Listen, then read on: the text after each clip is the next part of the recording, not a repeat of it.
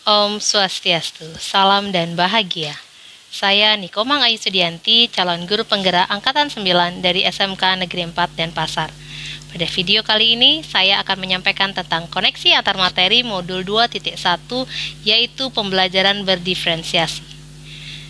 Mengutip dari Ki Hajar Dewantara, serupa seperti para pengukir yang memiliki pengetahuan mendalam tentang keadaan kayu, jenis-jenisnya, keindahan ukiran, dan cara-cara mengukirnya, seperti itulah seorang guru seharusnya memiliki pengetahuan mendalam tentang seni mendidik.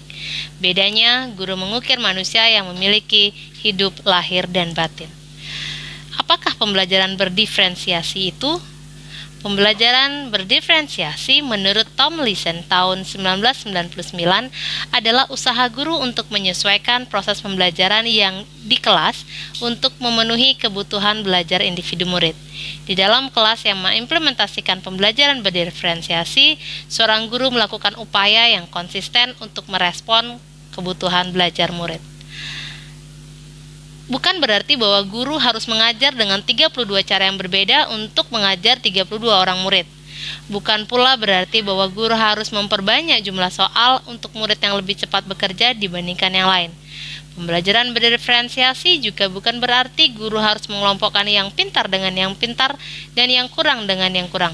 Bukan pula memberikan tugas yang berbeda untuk setiap anak.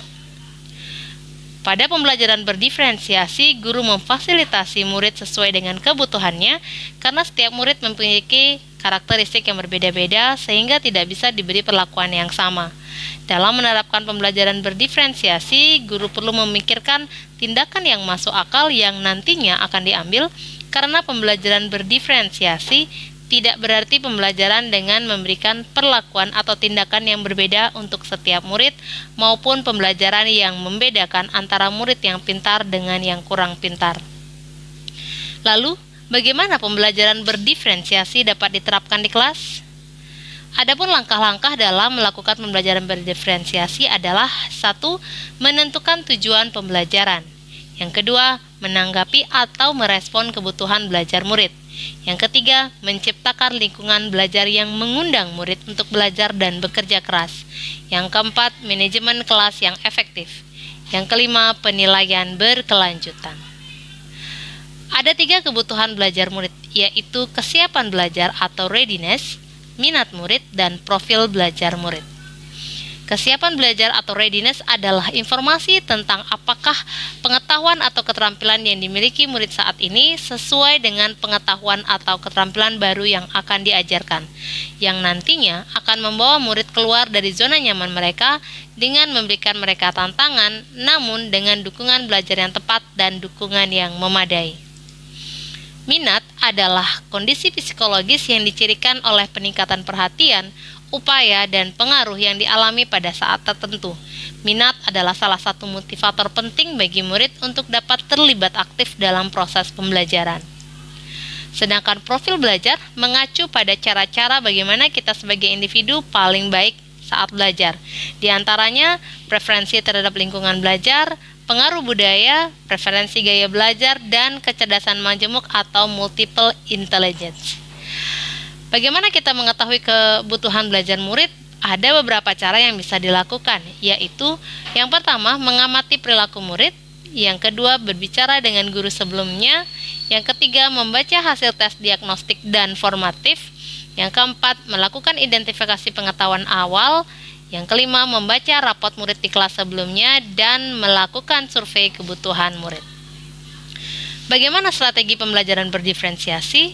Ada 3 strategi dalam pembelajaran berdiferensiasi, yaitu diferensiasi konten, diferensiasi proses, dan diferensiasi produk. Guru dapat melakukan salah satu atau kombinasi di antara ketiganya.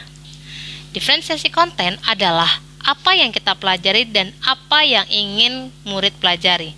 Pada diferensiasi konten, guru mendiferensiasi bagaimana murid mengakses materi yang ingin dipelajari, baik dari format maupun pengorganisasian konten.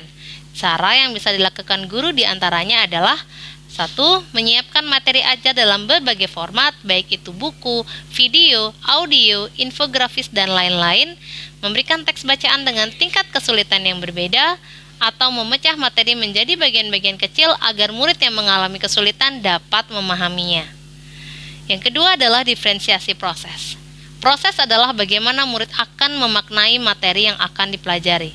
Guru mendiferensiasi bagaimana murid akan memaknai materi yang dipelajari, baik secara mandiri ataupun kelompok dengan menyediakan kegiatan berjenjang. Selain itu, adanya pertanyaan pemandu atau tantangan, membuat agenda individual murid, memvariasikan waktu, mengembangkan kegiatan bervariasi, dan menggunakan pengelompokan yang fleksibel. Sedangkan diferensiasi produk adalah tagihan yang kita harapkan dari murid dengan memberikan tangan atau keragaman variasi dan memilih produk apa yang diminatinya.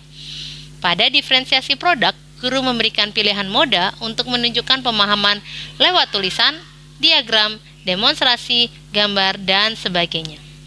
Cara yang dapat dilakukan guru diantaranya, murid yang memerlukan bimbingan dapat menjawab pertanyaan konten inti materi. Murid yang mahir dapat membuat presentasi. Lalu, apa keterkaitan modul 2.1 dengan modul-modul sebelumnya? Pada pembelajaran berdiferensiasi memiliki kaitan erat dengan filosofi pendidikan menurut Ki Hajar Dewantara, nilai peran guru penggerak, visi guru penggerak, serta budaya positif.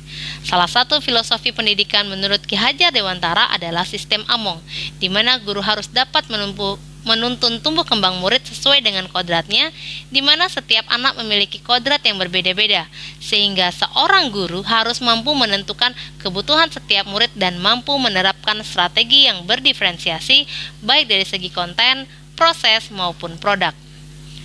Untuk menerapkan pembelajaran berdiferensiasi, guru harus memiliki nilai dan peran guru penggerak, yaitu berpihak pada murid, mandiri, kolaboratif, reflektif, dan inovatif.